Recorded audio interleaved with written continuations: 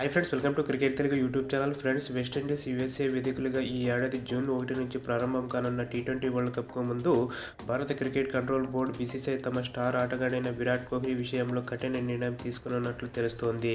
World cup జట్టులో కోహ్లీకి చోటు కల్పించకుండా యువ ఆటగాళ్లకు అవకాశం ఇవ్వాలనేది బీసీసీఐ ఆలోచనగా తెలుస్తోంది.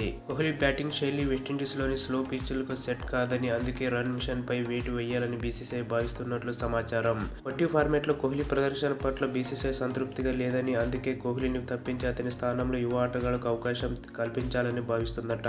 వరల్డ్ కప్ నుంచి స్వచ్ఛందంగా తప్పుకునేలా కోహ్లీకి సర్ది చెప్పే బాధ్యతను చీఫ్ సెలెక్టర్ అజిత్ అగర్కర్ కు అప్పచెప్పినట్లు తెలుస్తోంది. కోహ్లీకి సంబంధించిన ఈ సంచలన కథనాన్ని ప్రముఖ ఆంగ్ల పత్రిక ప్రచురించింది. ఒకవేళ ఇదే నిజమై కోహ్లీని తప్పిస్తే భారత క్రికెట్ లో అలజడి రేగడం ఖాయం. కోహ్లీ అభిమానులు ఈ విషయాన్ని చాలా సీరియస్ గా తీసుకునే అవకాశం ఉంది. కోహ్లీ కెరియర్ అత్యుత్తమ ఫామ్ లో ఉన్నప్పుడు బీసీసీఐ ఇంత పెద్ద సాహసం చేయదని విశ్లేషకులు అభిప్రాయపడుతున్నారు.